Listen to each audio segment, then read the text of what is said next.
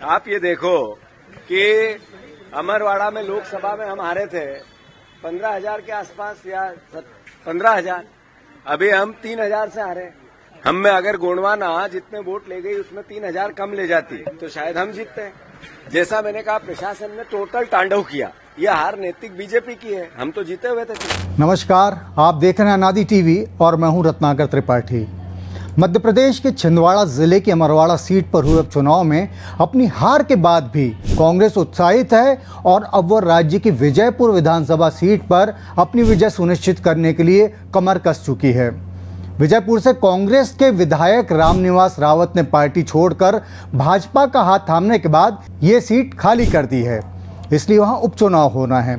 प्रदेश कांग्रेस अध्यक्ष जीतू पटवारी ने रविवार को भोपाल में पार्टी पदाधिकारियों की एक बैठक ली।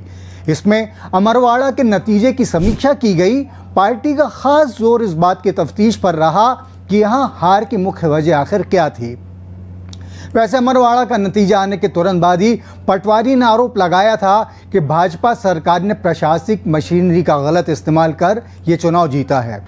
जैसा मैंने कहा, प्रशासन ने टोटल तांडव किया। यह हार नैतिक बीजेपी की है। हम तो जीते हुए थे चुनाव। पता चला है कि पार्टी ने इस हार का एक कारण अमरवाड़ा सीट पर गोंडवाना गणतंत्र पार्टी के उम्मीदवार की उपस्थिति को भी माना।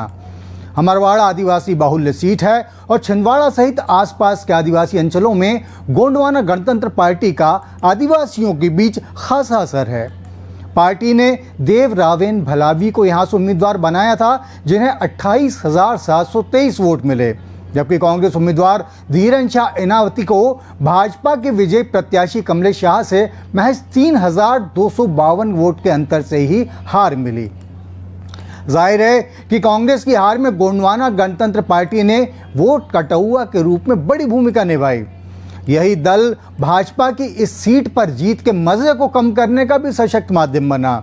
यानी कहा जा सकता है कि मानसून की बरसात के बीच हुए उस उपचुनाव में यदि गोंडवाना गणतंत्र पार्टी को मिले वोट के कुछ हजार छींटे कांग्रेस के पास चले आते तो भाजपा की जीत की संभावनाओं पर बिजली गिरना तय था। कांग्रेस की आज रविवार की बैठक में गोंडवाना वाले फैक्टर पर ध्यान देने पर भी खास जोर दिया गया।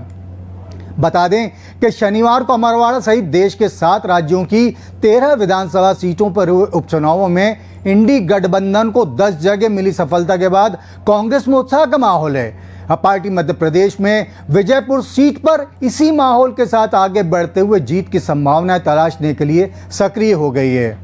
वैसे जीतू पटवारी के लिए सक्रियता किसी अनिवार्यता से कम नहीं है, क्योंकि उनके अध्यक्ष बनने के बाद राज्य में पहले लोकसभा और फिर अमरवाड़ा सीट के रूप में 2 चुनाव हुए। दोनों में ही कांग्रेस को हार का सामना करना पड़ा है।